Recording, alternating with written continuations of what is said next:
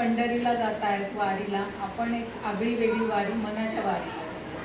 तर थोडंसं योगाच्या पर्स्पेक्टिव्हमधनं आपण बघूया की या आता जसं मॅडमने सांगितलं आपल्या की सगळ्यात महत्त्वाचं या मनावरती कंट्रोल करणं किंवा आपल्या इंद्रियांवरती हा कंट्रोल कसा आणला गेला पाहिजे. तर याचं खूप छान वर्णन आपल्या योगशास्त्रामध्ये केलं आहे. तुम्हाला कदाचित हल्ली म्हणजे योग म्हणजे काय, तर योगा म्हणजे काय, तर काही आसनं करणं, प्राणायाम करणं, नाही तर खूप काहीतरी ध्यान करणं, म्हणजे आपण म्हणतो की मी योगा करतो आहे. पण तुम्हाला ऐकलं असेल तुम्ही की अष्टांग योग ऐकलं असेल, तर जे महर्षी पतंजली होते पर्यंत पोहोचायचं नाही पोहोचायचं हा प्रत्येकाचा आहे. पण इथे सांगण्याचा मुद्दा म्हणजे काय, पतंजलीने डायरेक्ट सांगितलं का की तुम्ही आसनं करा, हे प्राणायाम करा, तर त्यापूर्वी त्यांनी सांगितलं आहे की कशाचं पालन करायचं आहे, तर तुम्ही यम आणि नियमांचं पालन करायचं आहे. तर सगळ्यात पहिला मुद्दा जो आहे तो म्हणजे यम. आता यम म्हणजे काय, म्हणजे काय सोशल कंडक्ट, म्हणजे आपण ह्या ज्या समाजामध्ये राहतो आपण बघतो की सगळ्यांचे प्रत्येकाचे स्वभाव वेगवेगळे असतात. मग या समाजामध्ये वावरताना आपण बघतो की घराघरामध्ये सासू सुनेचं पटत नाही, कुठे विचार दोघीचे वेगळे असतात, ऑफिसमध्ये असतात, तुमचे कलिग्स असतात, त्यांचं आणि तुमचं जमत नाही, किंवा सोसायटीमध्ये पण वावरताना बरेचसे असे व्यक्ती असतात की त्यांच्याबरोबर तुमचं पटत नाही, कॉन्फ्लिक्ट्स असतात. मग पतंजलीने सुरुवात यम पासून का केली आहे, म्हणजे स्वतःला कंट्रोल करायच्या ऐवजी त्यांनी असं का सांगितलं की विचार तुम्ही आधी समाजाचा करा. कारण की जसं आपण म्हणतो की मनुष्य हा समाजशील प्राणी आहे. म्हणजे तुम्ही म्हणाल का की मला कोणाचं काही पडले नाही, मी माझं नाही, तुम्हाला फरक पडतो, कारण की या समाजामध्ये आपल्याला राहायचं असतं आणि ह्या सगळ्या समाजाबरोबर आपलं जेव्हा नातं चांगलं असतं त्यावेळीच आपण आनंदाने आयुष्य जगू शकतो. मग हे यम काय सांगितले आहेत, तर जसं या स्लाइडमध्ये तुम्ही बघाल हे 5 प्रकारचे यम सांगितले काय आहेत, तर ते सत्य, संतोष, अहिंसा, त्यानंतर अपरिग्रह, अध्यात्म. तर ह्या सगळे जे 5 जे हे सांगितले आहेत यम, तर त्याने काय सांगितलं आहे पतंजलीने की थोडक्यात काय, तर आपल्या इंद्रियांवरती मनावरती कसा तुम्ही कंट्रोल आणला पाहिजे. म्हणजे असं नाही की तुम्ही समाजामध्ये वावरत आहात मग मनाला येईल त्याप्रमाणे कसंही तुम्ही वागा, तर तिथे देखील काय, तर तुमच्या बोलण्यावरती तुमचा कंट्रोल असला पाहिजे. पहिलं अहिंसा सांगितलं आहे. अहिंसा म्हणजे असं नाही आजच्या काळामध्ये असं काही कोणी कोणाला जाऊन अगदी मारत नाही, शारीरिक हिंसा करत नाही, पण हिंसेचे प्रकार सांगितले आहेत की वाचिक हिंसा असू शकते, मानसिक हिंसाही असू शकते. तर पतंजलीने सांगितलं आहे की स्वतःवरती कंट्रोल हा आला पाहिजे. हेच आपण सेशनच्या सुरुवातीपासून पाहतो आहोत, हा स्वतःवरती कंट्रोल आणला गेला पाहिजे. हे सगळं यम मध्ये वर्णन केलं आहे. आणि त्यानंतर सांगितले आहेत ते म्हणजे नियम. नियम म्हणजे काय की स्वतःला काहीतरी डिसिप्लिन असलं पाहिजे, की असं नाही की मी केव्हाही उठतो आहे कसंही वागतो आहे, असं नाही. आयुष्य कसं काहीतरी उद्देश असला पाहिजे आयुष्याचा, त्यासाठी स्वतःला काहीतरी नियम घालून घेतले पाहिजे. म्हणून पतंजलीने हे नियमांचं वर्णन केलं आहे की हे सगळे नियम तुम्ही पाळा आणि त्या थ्रू तुम्ही त्यानंतर हा हळूहळू मनावरती यम नियम याच्या थ्रू जेव्हा मनावरती कंट्रोल येईल आणि मग त्यानंतर आसनांचं वर्णन केलं आहे. म्हणजे ही कदाचित गोष्ट तुम्हाला थोडीशी वाटेल की आपण हल्ली जातो किंवा घरी पण ऑनलाईन आहे अवेलेबल ही फॅसिलिटीज की डायरेक्ट आपण मॅटवरती येतो आणि मग मी छान आसनं करते, मी किती फ्लेक्झिबल आहे वगैरे. पण याआधी ह्या यम नियमांचा कोणी विचार करतो आहे का की नाही, की मनाची जी फ्लेक्झिबिलिटी आहे, हा मनाचा जो कंट्रोल आहे हा जो सांगितला, आणि ही सगळ्यात महत्त्वाची पायरी आपण मिस करतो. तर आज हे लक्षात घ्यायचं आहे तुम्ही इथे की आसन प्राणायाम जेव्हा तुम्ही जेव्हा म्हणता की मी योग करते, तर त्यावेळी आधी यम आणि नियमांचं पालन करून आणि मग नंतर तुम्ही आसन प्राणायाम जेव्हा करता त्यावेळी खऱ्या अर्थाने तुम्ही म्हणू शकता की मी योग फॉलो करते. त्यानंतर पुढची पायरी जी येते ती प्रत्याहार म्हणून सांगितलं आहे. ज्ञानेश्वर माऊलीने अतिशय सुंदर वर्णन केलेलं आहे. म्हणजे हे जे अष्टांग योगाचं वर्णनही ज्ञानेश्वर माऊलीने ज्ञानेश्वरीमध्ये केलं आहे. त्यांनी सांगितलं की हे यम नियम वगैरे आसन प्राणायाम सगळे इथे आहे तो फॉलो करायला. सगळ्यात अवघड काय सांगितलेलं आहे त्यांनी, प्रत्याहाराचा कडा. म्हणजे त्यांनी सांगितले की मोठे मोठे संत मोठे मोठे लोक सुद्धा या कड्यावरनं जाताना म्हणजे पडतात, त्यांचा मनावरचा कंट्रोल सुटतो. हा प्रत्याहार म्हणजे काय की आपले हे 5 ज्ञानेंद्रिय जे आहेत ना ते नेहमी त्यांच्या विषयांमागे पळत असतात. म्हणजे जसं उदाहरण देते की आपलं चक्षुरेंद्रिय म्हणजे आपले डोळे आहेत, तर आपण मस्त हल्ली तर काय वेब सिरीज वगैरे सगळं काही अगदी मोबाईलवरतीच अवेलेबल आहे. मग एक सिरियल पाहिली, मग एक युट्यूबवरचा व्हिडिओ पाहिला, मग आपला चक्षुरेंद्रिय काय म्हणते, नाही नाही अजून एखादा पाहूया, अजून एक शॉर्ट बघूया. हा आपण स्क्रॉल करतोच आहोत. म्हणजे काय, मन हे विषयांच्या मागे पळतच आहे. सगळ्यात तर म्हणजे म्हणायचं तर कंट्रोल नसलेली गोष्ट म्हणजे आपली जिव्हा. हल्लीच्या काळामध्ये वेगवेगळ्या चटपटीत असं साधं खाणं तर कोणाला आवडतच नाही. त्यामुळे आमच्याकडे जेव्हा यायला घाबरतात लोक, हा हे आयुर्वेदिक डॉक्टर ना फारच सगळ्यात पहिलं आमच्या खाण्यावरतीच येतात की हे नका खाऊ, ते नका खाऊ. तर इथे काय सांगितलंय की ह्या सगळ्या ज्ञानेंद्रियांवरती तुमचा कंट्रोल असला पाहिजे.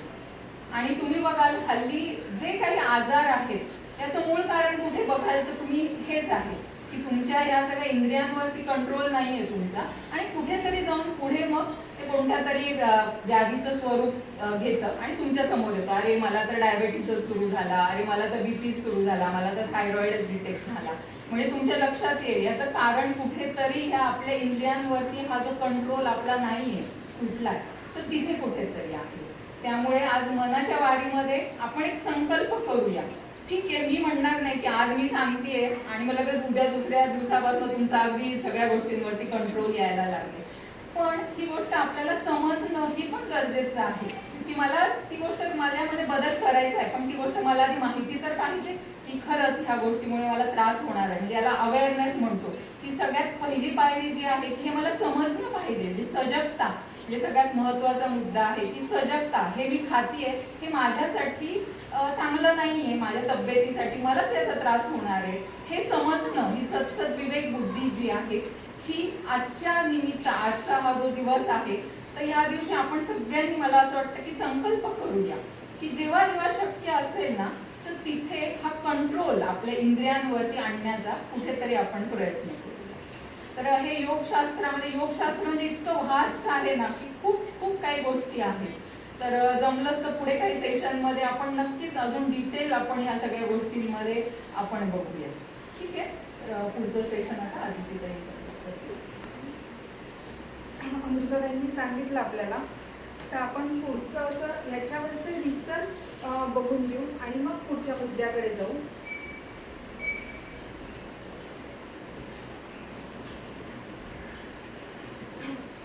हे नियम आणि असं सगळं फॉलो केल्यामुळे आपल्या मेंदूमध्ये हे सगळे बदल होत असतात.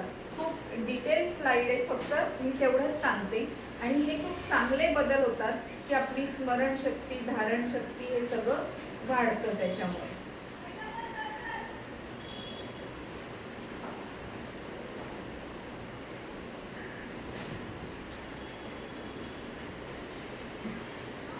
हा एक पण रिसर्च मला सांगावा असा वाटतो की तो असा आहे की तुमचं बिहेवियर जे असतं, म्हणजे आपण म्हणतो ना गुड बिहेवियर पाहिजे, सदाचार. किंवा आमच्या वेळेस शाळांमध्ये सुरू झालं होतं की मोरल क्लास पहिला असायचा वर्गामध्ये की कसं वागायचं, असं आम्ही इंग्रजांकडून शिकायला सुरुवात केली होती. मग त्याच्या आधी आपल्या शास्त्रामध्ये असं सगळं दिलं आहे.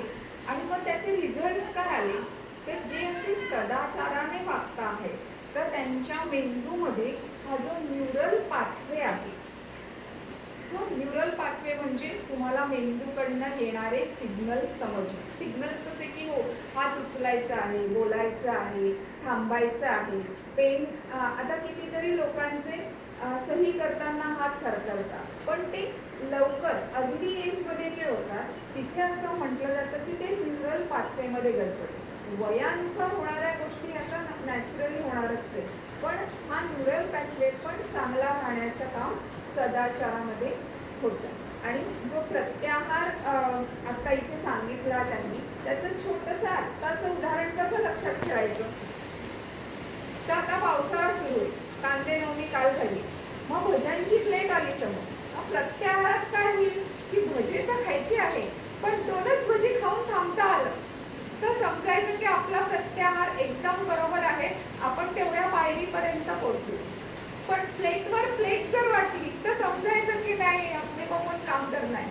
समजलं की ह्या सगळ्यामध्ये नियम आपण पाळायचे म्हटले तर मग असा विषय आला की कोण मध्ये येतं, हे षड्रिपू मध्ये येतात. नाहीतर काय आम्हाला रागच येतो.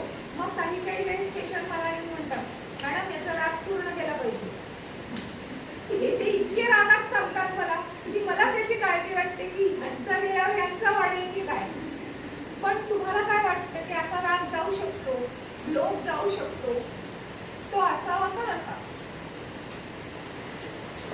कमी होऊ शकतो, जाऊ नाही शकत, कमी होऊ शकतो. कमी व्हायला पाहिजे, असायला पाहिजे का नको? कमी व्हायला पाहिजे. कमी व्हायला पाहिजे, बरोबर. तरच आपण या पायऱ्या चढू शकतो. राईट. कोणते कोणते षड्रिपू आहेत? हे तर चित्र आहे असं. हे एकदम डेंजर चित्र मला नेटवर मिळालं, मी लगेच ते घेतलं.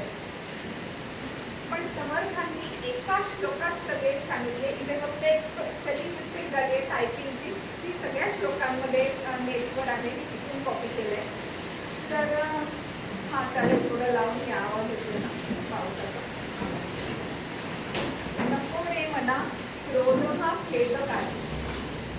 त्यांनी काय सांगितलं? नको रे मना क्रोध हा खेद काय. प्रत्येकाला वेगळं विशेषण लावलंय बघा.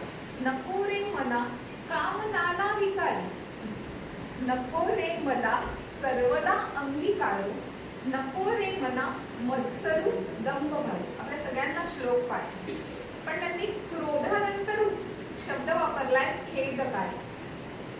आपल्याला राग येऊन गेल्यानंतर, घरी गेल्यावर 2-3 दिवसानंतर कोणी आपल्याला भेटल्यानंतर वाटतं एवढं नको होतं ना बोलायला.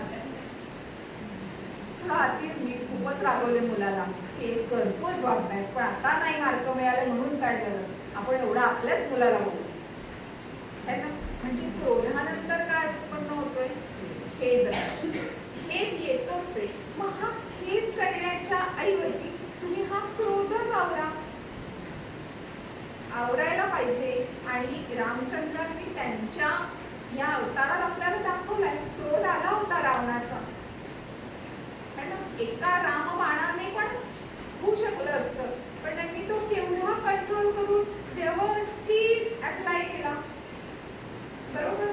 म्हणजे त्यांना नंतर खेद झाला का? नको रे मना कामनाला विकारी. कामना असाव्या का? असायला पाहिजे, पण किती आणि कशा? ज्या अनेक विकार उत्पन्न करतील अशा कामना, इच्छा मला नको. नको रे मना नाहीये हा शब्द, नको रे मदा सर्वदा अंगीकारू. नको रे मद सर्वदा म्हणजे तू त्याला अंगीकारण्याजवळ पण येऊ देऊ नको, असं इथे समर्थांचं सांगणं आहे. आणि नको रे मना मत्सरू दंभ घाल. मत्सर पण करू नको. आणि दंभ म्हणजे खोटेपणा नाही आहे.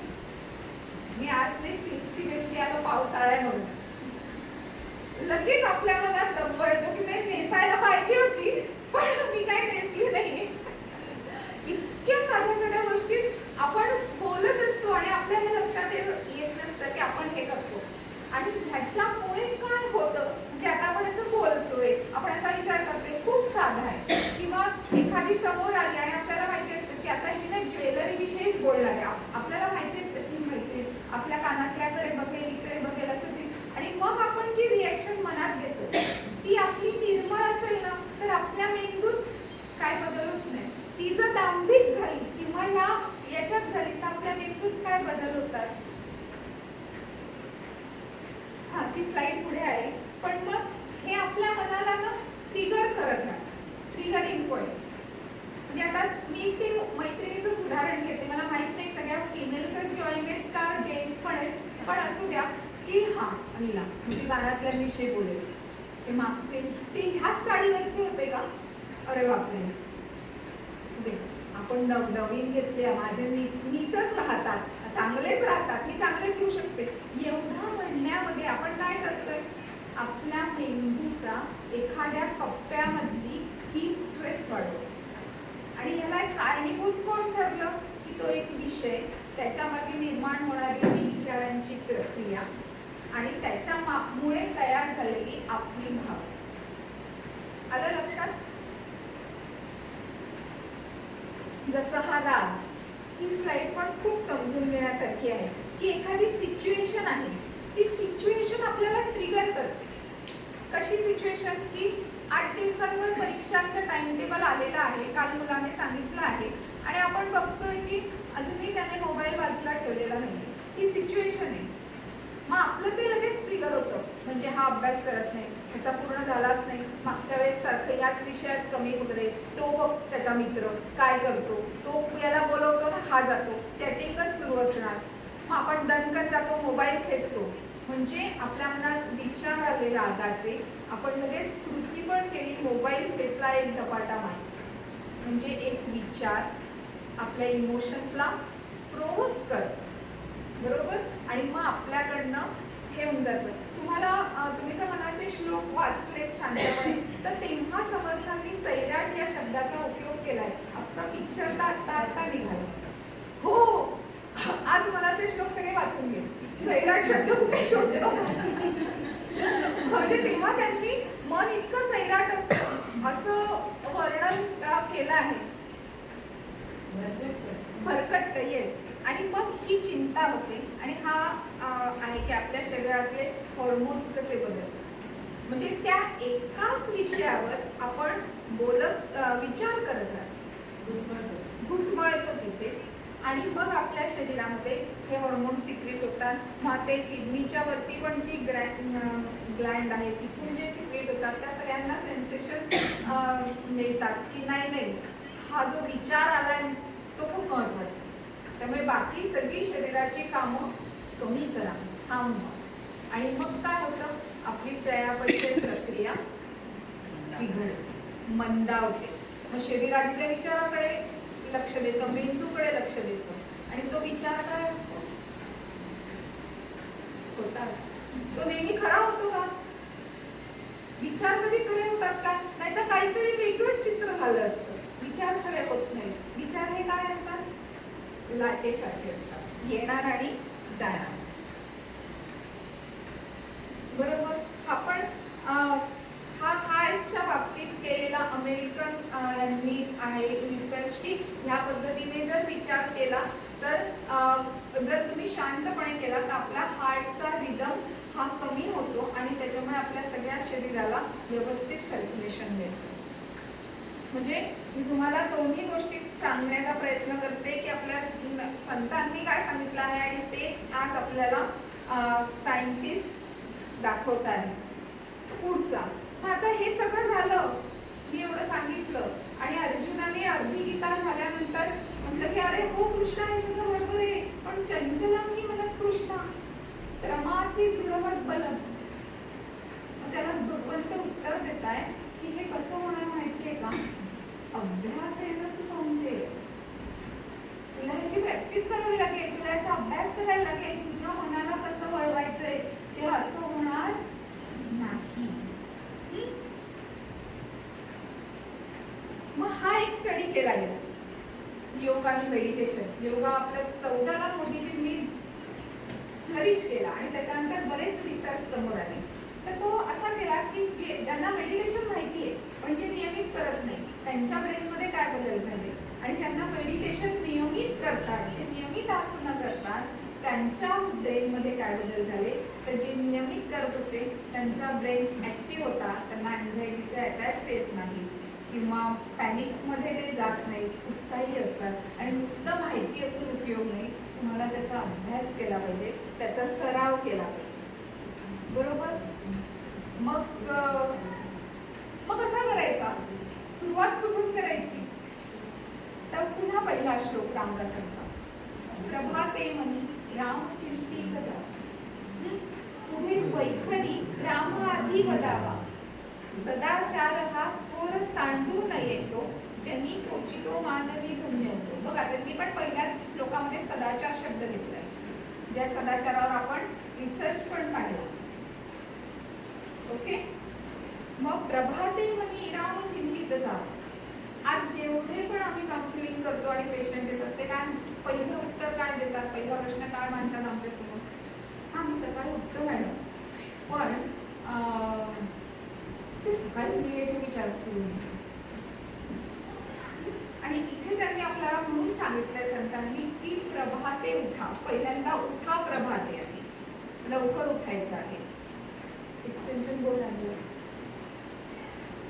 प्रभाते उठा, कारण ही वेळच, हा मुहूर्तच काय आहे, हा सत्व वाढवणारा आहे, सात्विक आहे.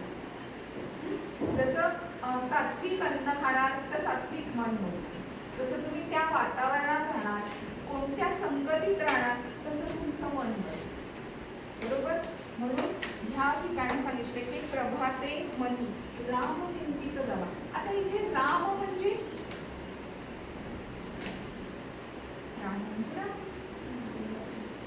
राम म्हणजे देव, ज्याला आपण देव म्हणतो. पण राम या अर्थाने सगळंच, की जे तुम्ही लक्ष धरलं आहे, जे तुम्ही फोकस केलेलं आहे, जसं तुम्हाला बनायचं आहे तो आदर्श आहे, आणि मग तुम्ही त्याचा विचार करून, त्याच्यासाठी त्याने केलेलं काम असा विचार करून तुमचं काम सुरू करा. मग पुढे वैखरी, वैखरी म्हणजे वाणी नाही, तुम्ही आधी काय म्हणा की राम म्हणा. मग म्हणजे हा सगळ्यात मोठा कृतज्ञतेचा भाव तुमचा सकाळीच मनात आला पाहिजे. कारण ह्या रामाशिवाय, ह्या अल्टिमेट चैतन्याशिवाय, ह्या ऊर्जेशिवाय तुम्हाला ऊर्जा कुठून मिळणार आहे? त्याचाच एक अंश तुम्ही आहात. म्हणजे ते तुम्ही जर विसरलात तर तुमचं पुढचं काम होणार नाही. म्हणून तुम्ही सगळ्यात आधी रामाला आठवून मग करा. कृती करणं फार कठीण आहे असं मला वाटतं. डायरेक्ट आईन्स्टाईनवर आले. त्यांनी ही इगोची डेफिनेशन केली बघा. Ego is equal to one by knowledge. आणि त्यांनी असं म्हटलं आहे की more the knowledge lesser the ego. आता इथे नॉलेज शब्दाचा अर्थ माहिती असा न घेता जर आपण असा घेतला की ज्ञान, आणि ज्ञान म्हणजे समजणं, ज्ञान म्हणजे क्वालिफिकेशन, ज्ञान म्हणजे करिअरसाठी आवश्यक अर्थ नाही. ज्ञान म्हणजे इथे की हे मी नाही करू शकत, ही सुप्रीम पॉवर, ही शक्ती आहे, ही माझ्यापेक्षा श्रेष्ठ आहे. मला आता वाटलं की ही साडी नेसून आले, आता पाऊस पडायला नको, अरे हातात नाहीये. जे हे माझ्या हातात नाहीये, हे कसं चाललंय सगळं, हे सृष्टीचं, हे मला माहिती नाहीये, हे मला समजू शकत नाहीये. हे जर मला समजलं तर माझा इगोच वर येणार. आपला इगो केव्हा येतो? मी करू शकते, तू का नाही करू शकलीस, तुला हे यायला हवं होतं असं, कारण मला येतंय. आता आम्ही हे याचं डिस्कशन करताना पण आम्ही एकमेकींना खूप हसलो, कारण आम्ही असेच काही काही वाक्य म्हणाले. मी हिला पटकन म्हणाले अमृताताईला की तुझ्या मिस्टरांनी तुला शिकवलं ना हे सगळं करायला मोबाईलचं. नाही मी स्वतः शिकले म्हणे. मग आम्हालाच खूप हसू आलं की हो, अजून मी काही जात नाही, आपण सगळ्यांना सांगतोय की कसं जाऊ द्यायचा. म्हणजे ना ही छोटी छोटी आपली जर व्यवहारातली उदाहरणं घेतली तर आपल्या लक्षात येतं की हो इथे आपली गडबड होते, इथे आपली गडबड होते. आणि मग आपण स्वतःसाठी छोटे छोटे टार्गेट प्रत्येक एकादशीला सेट करू शकतो. म्हणून तर दरवर्षीचं ते सण उत्सव करायचं ना, नाहीतर एकदाच सेशन घेऊन आम्ही घेणार पुढच्या 2 सेशन्स. आलं लक्षात? पुढचा हा श्लोक घेतला. मनारे जनी मौन मुद्रा धरा. असं तर काही होत नाही. कथा आदरे राघवाची करावी, नसे राम ते धाम सोडून द्यावे, सुखा लागे आरण्य सेवित जाणावे. मौन मुद्रा धरायला सांगितली. असं तर नाही होतं, समोरचा केव्हा थांबेल आणि आपल्याला बोलायला मिळेल असं होऊन जातं. मला पण असं होतं की आता पुढे कोण बोलवेल आपल्याला लेक्चर द्यायला, कोणी नाही बोलवलं तर आम्हीच अरेंज करतो. मौन मुद्रा म्हणजे ह्या सगळ्या इंद्रियांचं पण मौन धरता आलं पाहिजे. आणि जेव्हा बोलायचंय तेव्हा आपण आपला इगो मध्ये न येऊ देता जर त्या रामाविषयी, राम देव ह्या देव पण नाही रामच, कारण ही चेतनाच त्याच्यामुळे मिळते आपल्याला, नाहीतर नाहीच आहे. आपण म्हणतो ना राम नाही उरला म्हणजे संपलं, काही उरलं नाही. आणि इतका संगतीचा पण एक व्ह्यू त्यांनी याच्यामध्ये दिला आहे की जिथे असं रामाचं नाहीये, जिथे असं बोललं जात नाहीये, असा संघ नाहीये की ज्याने आपण रामाकडे बघू. तो सोडून द्या, मग तुम्ही अरण्यात जरी असाल तरी तुम्ही तिथे सुखी आहात. नसे राम ते धाम सोडून द्यावे. हैव हा संघ सुटत नाहीये है ना. आमच्याकडे आज ह्या आल्या आहेत भारती मिरजे, त्या सायकोलॉजिस्ट आहेत आणि त्यांनी आमचं हे ऐकल्यावर म्हणालं अहो आपण ते मुलांच्या मोबाईलसाठी वयानुसार वेगवेगळे कार्यक्रम घेऊ शकतो आणि त्या घेणार आहेत म्हणून तुम्ही कोणी ग्रुप सोडू नका, त्या आपल्याला आता जॉईन झाल्या. त्यामुळे सायकोलॉजीच्या दृष्टीने आता योग, सायकोलॉजी आणि आयुर्वेद असं तुम्हाला पुढे काहीतरी कार्यक्रम आमचा मिळेल. तर एक अशी सगळ्यात जो संकल्प घ्यायचा अमृताने म्हटलं ना, तर तो एक अजून संकल्पाचा आहे सांगते. तुम्हाला जो आवडेल तो घेऊ शकता. पण आपला जो मोबाईल स्क्रीन टाइम आहे तो आपण चातुर्मासात किती आणणार हा संकल्प आज करायचा आणि हा आपल्या घरात पण करायचा. मग नियम कोणता लागेल, नियम कोणते लागतील ठरवायचे आणि कृती करायची. इथे अजून एक अमृता आली, तिने तिच्या मुलाचा मोबाईल काढून घेतलेला आहे आणि तो टॅब पण माझ्याकडे दिलाय.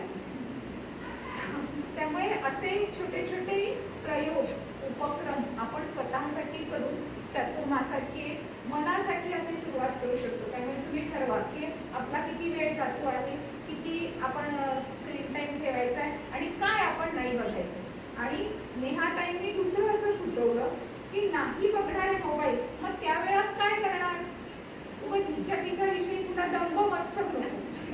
मग आपण एखाद्या संतांची वाचायला सुरुवात करू की काही आपल्याला समजतं का, आपलं काही त्याच्याने अजून छान होतं का बघूया. पुन्हा हे संतांचेच हे आहे, ह्याच्यामध्ये हा श्लोक मी अशासाठी इथे घेतला. अति लोभ त्या क्षोभ होईल. जी आम्ही चेन सांगतोय त्याच्यामध्ये समर्थांनी त्यावेळेस ही एक्सप्लेन करून ठेवली सायकोलॉजिकल चेन की कारण कुठून सुरुवात कुठून होणार आहे तुम्हाला इरिटेट होण्याची. अति लोभ. आणि इथे कुठेही ना त्यांनी नुसता लोभ, नुसता राग असा शब्द नाही घेतला, त्यांनी अति घेतले. तर आमच्याकडे आयुर्वेदामध्ये मनाचे व्याधी कसे होतात ह्याचं जे वर्णन सांगितलं आहे त्याच्यामध्ये त्यांनी सांगितलंय की या इंद्रियांचा अतियोग, अयोग किंवा मिथ्यायोग. इंद्रियांचा अयोग म्हणजे काय की मी 1 महिना काहीच नाही खाणार, मला वजन कमी करायचंय, मी 1 महिना पिझ्झा बर्गर सगळं बंद.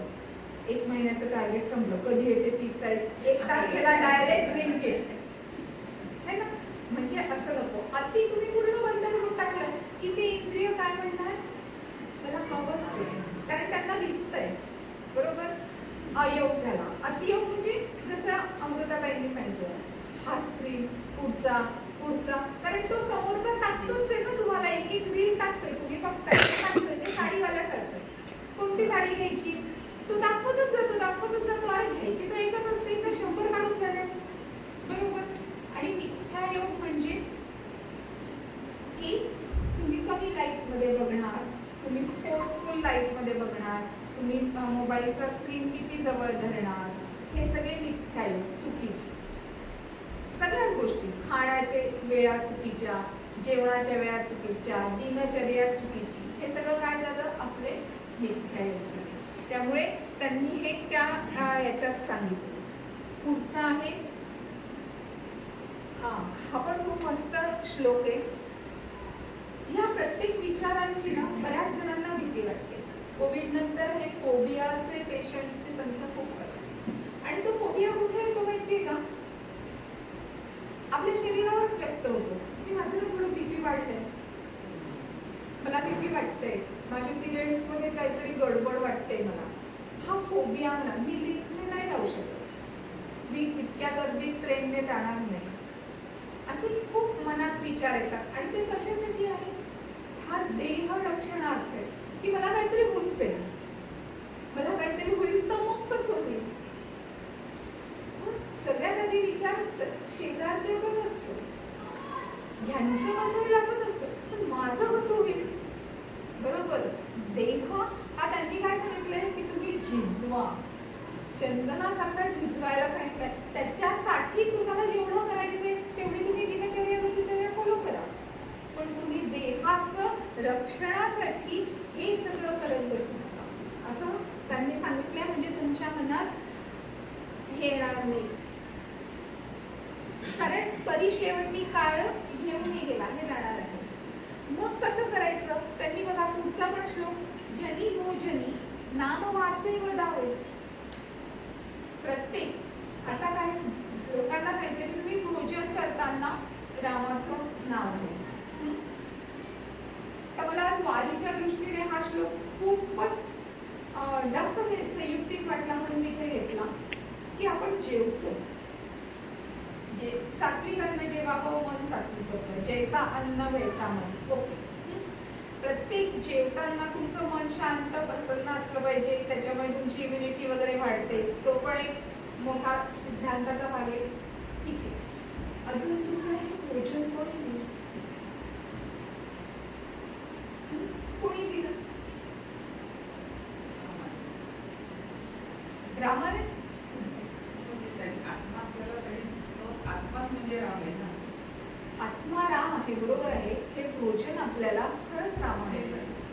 कसं दिलं तुम्ही विचार करा. आज जेवढे शेतकरी वारीला गेले आहेत त्या वारकऱ्यांनी त्यांचं बी पेरलंय ना, त्यांनी एक दाणा पेरलाय, पण त्यांच्या कणसाला किती दाणे आले. ती शक्ती कोणाची आहे, ती रामाचीच आहे. त्या एका दाण्याचे 100 दाणे करण्याची शक्ती ही रामाचीच आहे, आणि मग ते भोजन म्हणून येतंय. इथे आपलं कर्तृत्व पुन्हा काहीच नाही. त्यामुळे हे प्रचंड सगळ्यात मोठी कृतज्ञता व्यक्त करायची, आणि ती कशी, तुमच्या देहाचं तुमच्या मनाचं पोषणच ज्या भोजनाने होणार आहे ते ह्या रामाने मिळतं, ते ह्या रामामुळे मिळतंय. नाहीतर दुष्काळ पडला तर, अतिवृष्टी झाली तर, बरोबर आहे. म्हणून जनी भोजनी राम वाचे वदावे, अति आदरे गद्यघोषे म्हणावे. आणि हा श्लोक वाचल्यावर मला असं वाटलं की जसं आपल्याला येतं तसं आपण घोष बोलतो. नाही आपल्याला टाळ वाजवता येत, नाही आपल्याला अभंग चालित म्हणता येत, नाही आपल्याला जेवढं वाटत आहे आणि हे समजलेलं बरोबर आहे ह्याच्यावर आपण हा कार्यक्रम करायचा. मी एवढुशाने ह्या सगळ्यांना म्हटलं आणि ह्या सगळ्या जणी तयार झाला. हरी चिंतने अन्न सेवित जावे, तरी श्रीहरी पावी जेतो सोमा.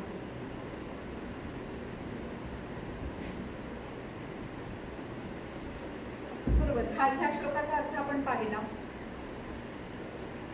पुढचा मग काय करायचं, ह्या सगळ्यासाठी आपण प्रॅक्टिस बिंग इन प्रेझेंट करायला पाहिजे, आणि ती प्रॅक्टिस कशी करायची ते आपल्याला नेहाताई सांगणार आहे.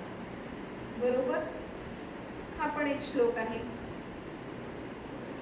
ह्याचा पण अर्थ आपण आता ध्यानात घेणार आहोत की जगी सर्व सुखी असा कोण आहे, विचारे मना तुझी शोधून आहे. हे सगळे काम क्रोध लोभ मोह मद मत्सर येण्याआधीचा हा विचार आपल्या मनात आला तर आपल्यापर्यंत ते येणार नाही, किंवा आले तर लगेच डिलीट होऊ शकते की जगी सर्व सुखी. सगळ्यांकडे सगळं नाहीच आहे, सगळ्यांकडे सगळं असूच शकत नाही. सगळं ज्याच्याकडे आहे तो कोण आहे, तो राम आहे. त्याच्याकडे सगळंच आहे, त्याचा कोणी शत्रू नाहीये, सगळ्यांना तो हवा आहे. सगळे लोक त्याचे आहेत, सगळे म्हणजे भूमंडळ सगळं त्याचंच आहे, आपलं नाहीये. आणि मग आपल्याला हे का वाटतं, विचारे मना तुझी शोधून पाहिजे, मनात वाची रे पूर्व संचित केले. ह्याच्यावर आता नाही सांगत, हा खूप डिटेल विषय होईल. म्हणून आधी काय केलं पाहिजे, आधी आपल्या आत्मारामाला ओळखलं पाहिजे. मग ह्याची प्रॅक्टिस कशी करायची, आपण त्याचं प्रॅक्टिकल पण बघू की आपल्या मनात राग आला, आपल्या मनात आधी विचार कसे येतात, मग त्याच्या भावना कशा होतात, आणि त्या आपण कसा कंट्रोल करायचा. नाही तर राग आला, काउंटिंग केलं, पण ते कसं चॅनलाइज करायचं हे आम्ही सत्वावजय चिकित्सेमध्ये आयुर्वेदातल्या सांगतो. आणि म्हणून ह्या सगळ्याला आयुर्वेद शास्त्राने सगळ्या त्यावेळेस असणाऱ्या सगळ्या शास्त्रांची जोड घेऊन हे सगळं आपल्यासमोर मांडलंय. तर ते आपण प्रॅक्टिकल करू आणि त्याच्यानंतर आपल्याला डोळ्यासमोर विठ्ठलाचं ध्यान करून सेशन संपू. ओके, तर मी आता हँडओव्हर टू नेहा. नमस्कार. आत्तापर्यंत आपण समजून घेतलं की आपल्या मनाच्या दृष्टीने, शरीराच्या दृष्टीने काम, क्रोध, लोभ सगळे मत्सर कसे आहेत. पण आता आपण बघा, आपण माणूस आहोत आणि माणसाच्याच मनामध्ये विचार येत असतात आणि आपल्या मेंदूमध्ये तेच काम होत असतं, विचार करण्याचं. हे विचार कसे असतात की पॉझिटिव्ह असतात, निगेटिव्ह असतात. दोन्ही प्रकारचे विचार आपल्या मनामध्ये येत असतात. आता मनामध्ये जेव्हा विचार येतात त्यावेळेस तिथे भावनासुद्धा निर्माण होतात आणि त्यातूनच आपण वर्तन करत असतो, कृती होत असते. मग आता आपल्या मनामध्ये जे विचार येतात तर हे सतत साखळी ती चालू असते. आपण काम करत असतो त्यावेळेससुद्धा आपल्या मनामध्ये ते विचार येतच असतात. आपण कधी लक्ष देतो तर कधी आपलं लक्षसुद्धा नसतं आणि एकामागून एक ही साखळी सुरू असते त्या विचारांची. मग आपण वर्तमानामध्ये कसं यायचं त्याच्यातून? आपण वर्तमानामध्ये नाही, एक तर भविष्याचा विचार असतो किंवा भूतकाळात आपण रमत असतो ह्या गोष्टींना. मग आपल्याला वर्तमानात येण्यासाठी आपल्याला प्रॅक्टिकल्स करावे लागतील की यातून आपण वर्तमानात कसं येऊ शकतो. तर आता हे जे विचार आहेत तर हे आपल्या मनामध्ये जे येतात की बघा, विचार जसे सकारात्मक नकारात्मक आहेत तसंच काय होतं की हे ऑडिओ आणि व्हिज्युअलसुद्धा असतात. जसं आपल्या व्हॉट्सअपवर टेक्स्ट मेसेज करतो किंवा व्हिडिओ बघतो एखादा, तर तसेच आपले विचारसुद्धा तसेच असतात. ते की कधी कधी आपल्याला, आपण बघा मिसळ म्हटलं की आपल्या डोळ्यासमोर काय येतात? तरी येते. आणि मी म्हटलं की मामलेदारमध्ये जाऊन मिसळ खायची तर मग तिथलं ते वातावरण, ते आपण ऑर्डर देतोय की तो जो माणूस आहे जो आपल्यासमोर ते आणून देणार आहे, हे सगळं आपण व्हिज्युअलाइज करणार आहे. किंवा आता आपण वारीचं उदाहरण घेऊ शकतो की वारी म्हटलं आपण, आता आपण तसं प्रॅक्टिकल करूया की डोळे बंद करा, शांत बसा, चष्मा असेल तर काढून ठेवा. आता प्रथम आपण आपल्या श्वासावर लक्ष देऊया. आपला उजवा हात छातीवर ठेवा आणि डावा हात पोटावर ठेवा. आपल्या श्वासाची हालचाल सहजपणे आपल्याला समजण्यासाठी आपण असा हात ठेवलेला आहे.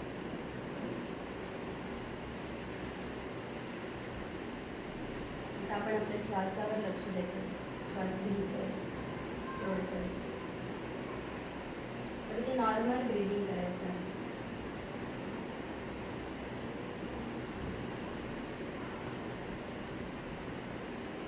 आपण जेव्हा श्वास घेतो त्यावेळेला किंचित उत्तर छातीची हालचाल होते, त्याकडे लक्ष द्यायचं.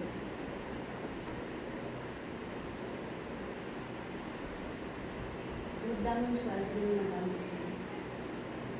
फक्त लक्ष द्यायचं. जी हालचाल होते समजत नसेल तरी काही काळजी करू नका. शांत होण्याचा प्रयत्न करा.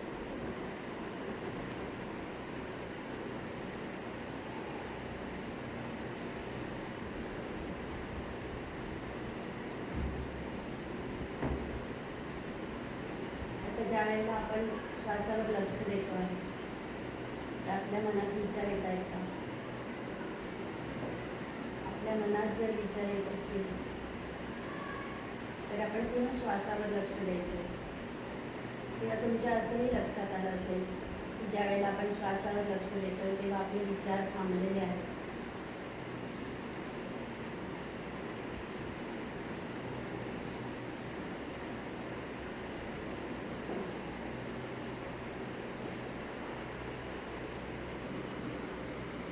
आता आपण वारीचा प्रसंग डोळ्यासमोर आणू. तिथे वारीमध्ये लोक नाचतायत, गजर चालू आहे, कोणी टाळ वाजवत आहे, कोणी मृदुंग वाजवत आहे, जयघोष चालू आहे. आणि छोटी मुलं आहेत, म्हातारी माणसं आहेत, टाळांच्या गजरात पुढे पुढे चाललेलो आहे. जणू आपणही वारीमध्ये सहभागी आहोत त्या. आपणही टाळ वाजवतोय, जयघोष करत पुढे पुढे चाललोय. अगदी आपल्या डोळ्यासमोर ते सगळा प्रसंग उभा राहिलेला आहे. आपण टीव्हीवर, युट्यूबवर अनेक वेळा हे बघतो. कदाचित कोणी प्रत्यक्षात सुद्धा वारीमध्ये सहभागी झालेला असेल, त्यावेळेचा प्रसंग त्यांना आठवत असेल.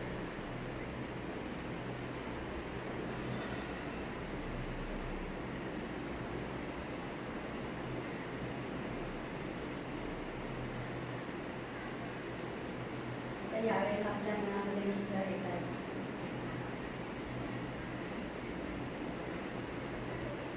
कोणतेही असू दे, आपल्याला समजत आहे का? काय विचार करतोय?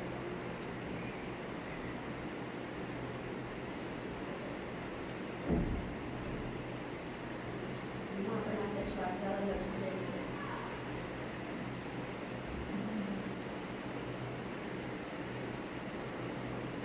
त्यावेळेला आपल्या मनात कोणत्या भावना येतात? जेव्हा आपण विचार करतो, आता ही जी भावना आहे, भक्तीची भावना आहे, आपण त्या भक्तीमध्ये तल्लीन झालेलो आहोत.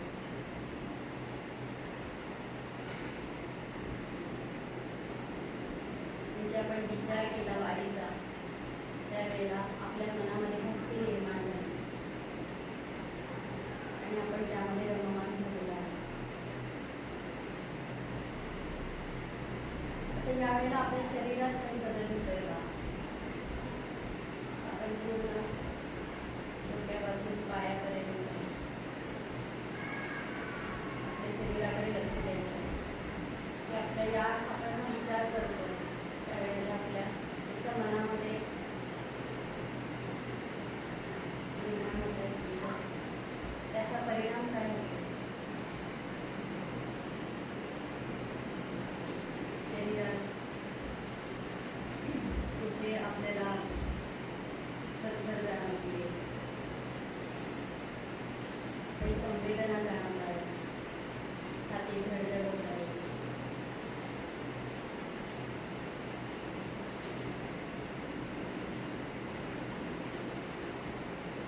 त्याकडे लक्ष द्यायचं. जेव्हा आपल्याला भीती वाटते, त्यावेळी सुद्धा आपल्या मनामध्ये ती भावना निर्माण होते. आता पाऊस पडतोय, काय होईल?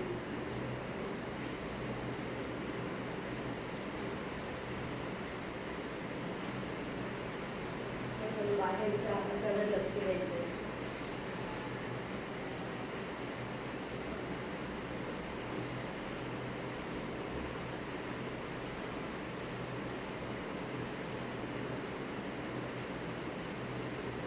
त्यांच्या आवाज आपल्याला ऐकायला येतात.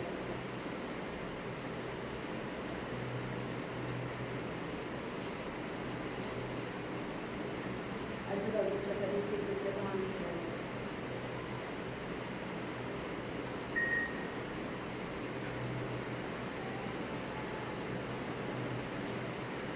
आता पुन्हा आपण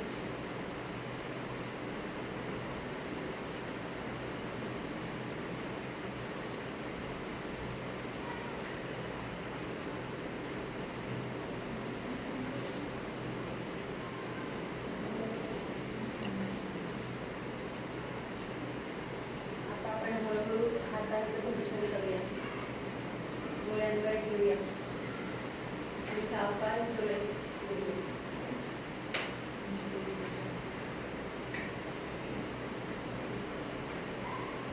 आता आपण भक्तीची भावना समजून घेऊ.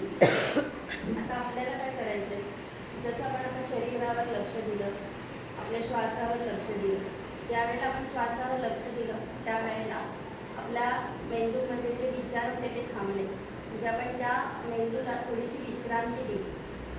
तर हेच आपण थोडा थोडा वेळ जर केलं तर आपल्या मेंदूला त्या विचारांपासून विश्रांती मिळते, नाही तर तो सतत कामात राहतो.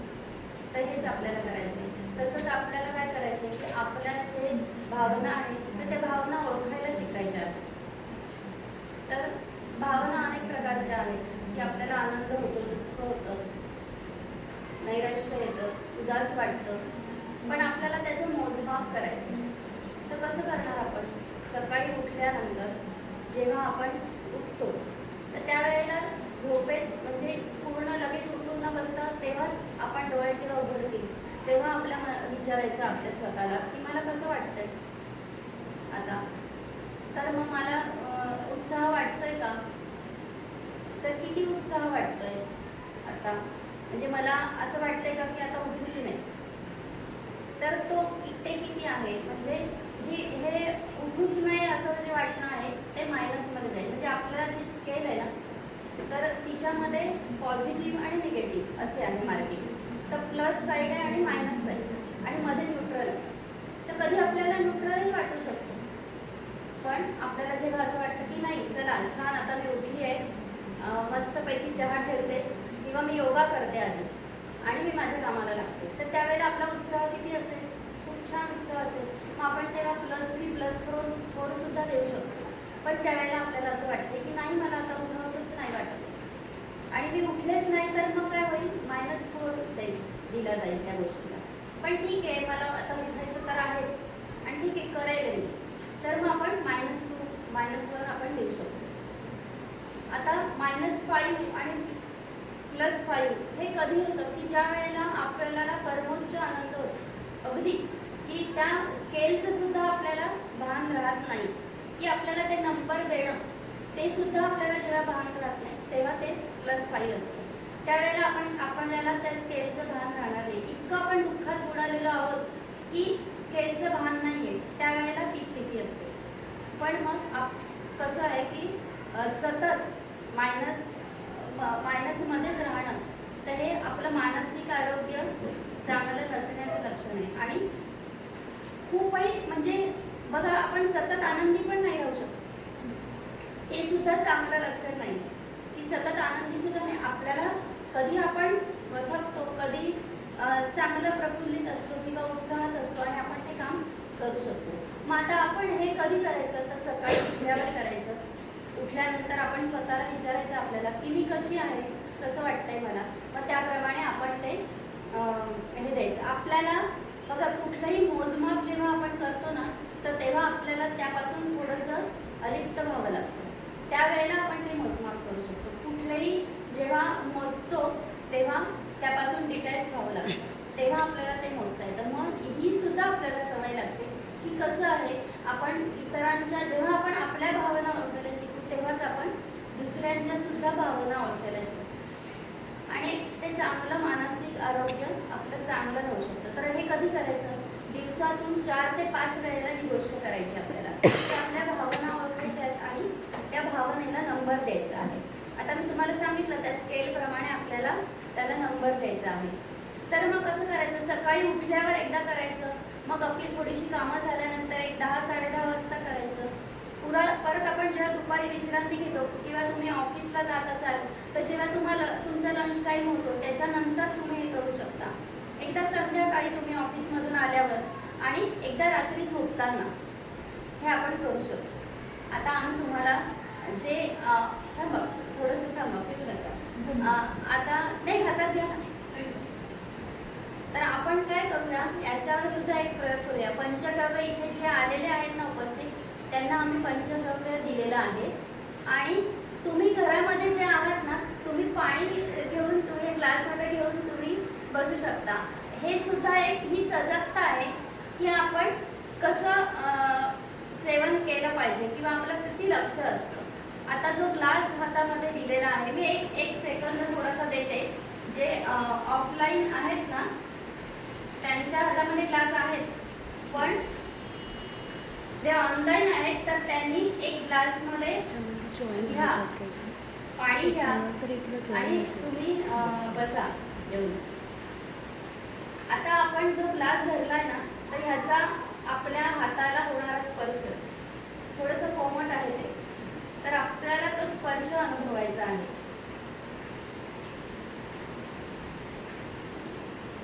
त्यानंतर त्याच्याकडे बघायचं आहे. पाणी जरी असलं तरी त्याच्याकडे बघायचं आहे. आपण आपली पंचेंद्रिय वापरणार आहोत त्यासाठी. आपण स्पर्श केला त्या ग्लासला आणि आपल्याला कळलं की ते थोडंसं कोमट आहे. त्यानंतर आपण जेव्हा बघितलं तेव्हा आपल्याला त्याच्यामध्ये दूध असं ते दिसतंय. आपण त्याच्याकडे बघायचं आहे. पांढऱ्या रंगाचं दूध आहे, तूप आहे त्यामध्ये छान, आणि हे पंचगव्य आहे, त्याच्यामुळे इतरही गोष्टी त्याच्यामध्ये आहेत.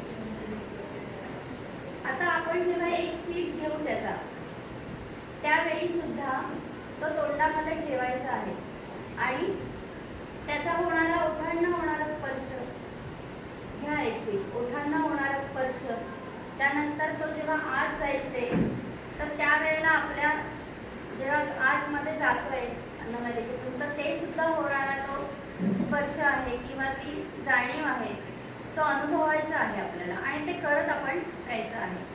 सांगण्याचा उद्देश एवढाच आहे की आपण जे अन्न सेवन करतो तर त्याचा आपण त्याकडे किती लक्ष देतो. आपण मोस्ट ऑफ टी व्ही बघतो, म्हणजे पुन्हा स्क्रीन आली तर आपण त्यासमोर काय खातोय हे सुद्धा कळत नाही. तर ही एक सजगता आहे की कसं खावं. बघा, आपण महिला वर्ग आपण जे कणिक मळतो किंवा काय पोळ्या करतो, तर तेव्हा सुद्धा काय होतं की आपण तो पोळा हातात घेतो. कधी स्पर्श अनुभवलाय त्याचा? आता इथून पुढे जेव्हा कराल तेव्हा तुम्ही बघा, त्याचा स्पर्श हे करा. आपण जेव्हा लाटतो तेव्हा ती तव्यावर टाकतो पोळी, त्यावेळेला तो गरम स्पर्श, आपल्याला त्याची सवय झाली आहे. परंतु जेव्हा एखादा नवीन व्यक्ती ती करते तर त्याला ते करता येत नाही, गरम लागतं. पण आपण सहज करतो. अरे किती छान आहे. आपली मुलगी आपल्या शेजारी असेल तर ती म्हणते की आई किती छान, लगेच तुला गरम नाही लागलं.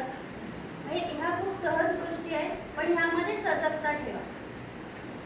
तर आता त्याचा काय उपयोग होतो सजगता ठेवण्याचा?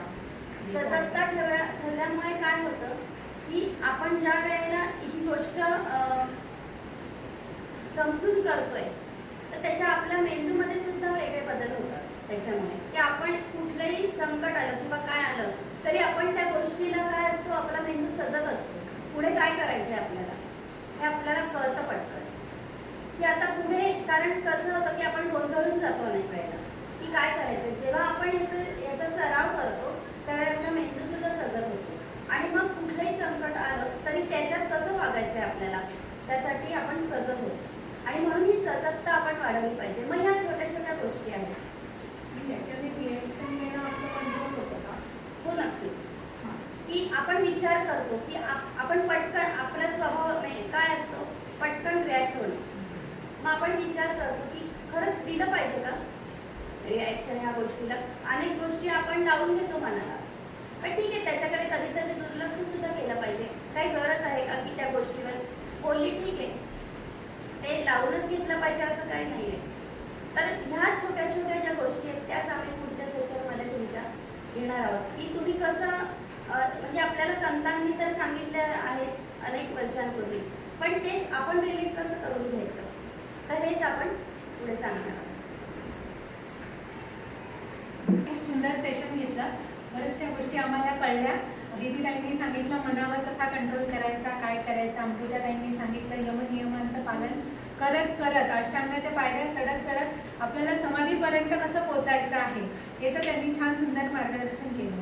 आता मानस मित्र हे जे आहे, आपण दर एकादशीला, अगदी कार्तिकी एकादशीपर्यंत आपण आता संकल्प करूया की हा कार्यक्रम आपण प्रत्येक एकादशीला करणार आहोत.